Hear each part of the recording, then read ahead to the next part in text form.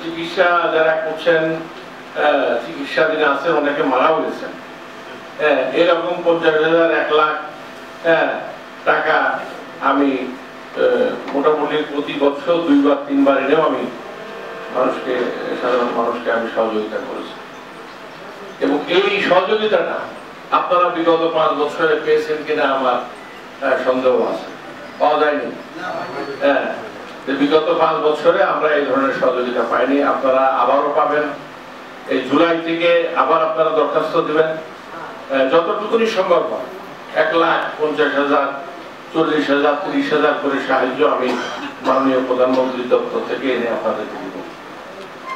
আমরা আপনাদের নিয়ে রাজনীতি করতে আসিনি, মাননীয় প্রধানমন্ত্রী আপনাদেরকে নিয়ে রাজনীতি করেন না। আমাদের উদ্দেশ্য পরিষ্কার, সেটা হলো জনমানুষকে সেবা করা। আমরা জনমানুষকে সেবা করার জন্য দায়িত্ব নিয়েছি। আমরা জনমানুষকে সেবা করব, কোন উদ্দেশ্য নিয়ে নয়। আগামীতে আবার ভোট করতে হবে, ভোটে জয়লাভ করতে হবে, লাগাতার মিথ্যা কথা বলতে হবে, এই ধরনের কোন দায় দায়িত্ব আমাদের নেই। পরিষ্কার আমাদের দায়িত্ব। আমার সাথে রয়েছেন আমার 2 জন সুযোগ্য নেতা, যিনি পরপর 3 বার, এবার দিয়ে 3 বার উপজেলা চেয়ারম্যান নির্বাচিত হলেন। কুমারখালী অত্যন্ত প্রিয় ব্যক্তিত্ব, প্রিয় মানুষ, একটি ঐতিহ্যবাহী পরিবারের সদস্য, যার পরিবারের 4-5 জন মুক্তিযোদ্ধা, সেই পরিবারের সদস্য সে। আমাদের থানা আওয়ামী লীগের সভাপতি, সাধারণ সম্পাদকের দায়িত্ব পালন করেছেন আব্দুল মান্নান খান, আলহাজ আব্দুল মান্নান খান।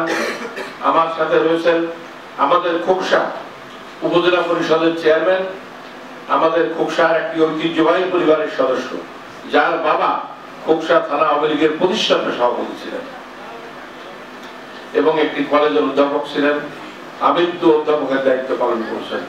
আমৃত্যু জনসেবায় উনি নিয়োজিত ছিলেন। তারই সুযোগ্য সন্তান আল মাসুম মুর্শেদ শান্ত। আমাদের এখানে উপস্থিত রয়েছেন আমাদের আজকের অনুষ্ঠানের সভাপতি, আমাদের সুযোগ্য কুমারখালী উপজেলা নির্বাহী কর্মকর্তা, কুমারখালীর মানুষের সাথে যিনি একটা আত্মার সম্পর্ক ইতিমধ্যেই হয়ে গেছে।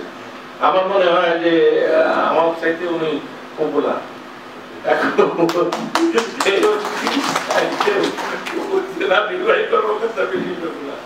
আমাদের এসিল্যান্ড বেশি পপুলার, সবার কাছেই আব্দুল রাফাত আমার মনে হয় যে বেশি পপুলার। যারা আমরা সুন্দর একটা টিম নিয়ে এই কুমারখালীতে কাজ করছি। আমার প্রতিনিধি শেখ আলতাফ মাহমুদ, আমাদের পুরো বারবার নির্বাচিত পৌর কমিশনার, আমার পৌরসভা আওয়ামী লীগের সভাপতি, থানা আওয়ামী লীগের সাধারণ সম্পাদক সহ আমাদের নেতৃবৃন্দ এবং সুধীজন, সবাইকে আমি সালাম ও শুভেচ্ছা জানাই।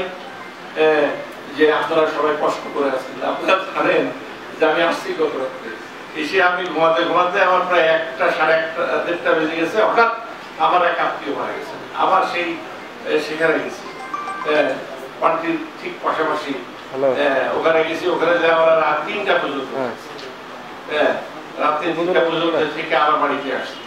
বাড়িতে এসে মানে ঈশান নামাজের পরে, আযানের পরে আমরা ঘুমাচ্ছি। আবার সকালবেলা উঠে উঠে বসছি, সরি ফজরের নামাজের আযানের পরে আমরা ঘুমাচ্ছি।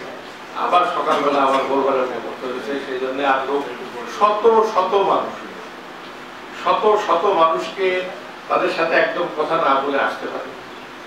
একদমই খারাপ লাগে, নিজের বিবেকেও বাঁধে যে এত মানুষ আসছে, তাদের সুবিধা অসুবিধার সম্মুখীন গরিব সাধারণ মানুষ রয়েছে, অনেকে ঈদ করার ক্ষমতা নেই।